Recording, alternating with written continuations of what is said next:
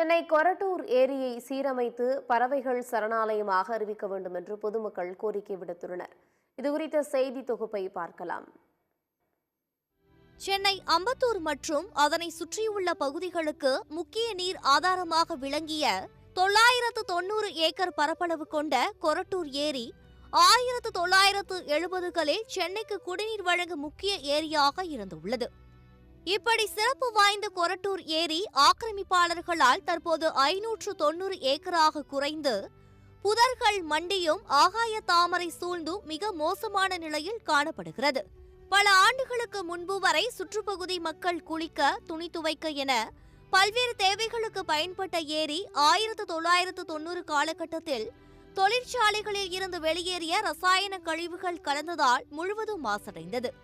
இந்த நிலையில் கொரட்டூர் ஏரி மாசடைவதை தடுக்க தேசிய பசுமை தீர்ப்பாயத்தில் கடந்த 2016ஆம் ஆண்டு தொடரப்பட்ட வழக்கை விசாரித்த தீர்ப்பாயம் ஏரியில் கழிவுநீர் கலப்பதை தடுக்க வேண்டும் என உத்தரவு பிறப்பித்தது.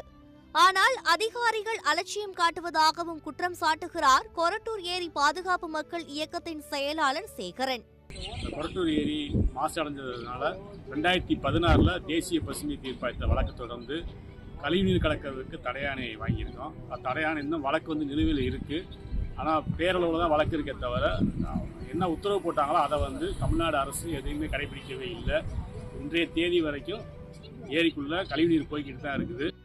மேலும் முன்பெல்லாம் எவ்வளவு மழை பெய்தாலும் தண்ணீர் நிற்காமல் ஏரியின் வழியே சென்றுவிடும் என்று கூறும் அப்பகுதி மக்கள் தற்போது சிறு மழைக்கே தண்ணீர் சூழ்ந்து கொள்வதாக வேதனை தெரிவிக்கின்றனர். இந்த ஏரி பாத்தீங்கன்னா ரொம்ப வருஷமாவே தூர்வாரப்படாம அப்படியே சேரும் சகதியுமாவே கிடக்குது. இப்ப நாங்க பாத்தீங்கன்னா ஒரு அப்பெல்லாம் அடமழை பெஞ்சா கூட ஒரு சொட்டு தண்ணி இருக்காது, எல்லாம் ஏரியில வழிஞ்சு ஓடிடும். இப்ப பாத்தீங்கன்னா ஒரு நாள் ஒரு 1 hour மழை பெஞ்சா கூட அப்படியே எங்க ஏரியா பகுதியில் அப்படியே தேங்கி ஒரு வாரமா நின்று கொசு எல்லாமே குழந்தைங்களை வச்சுட்டு இருக்க முடியல.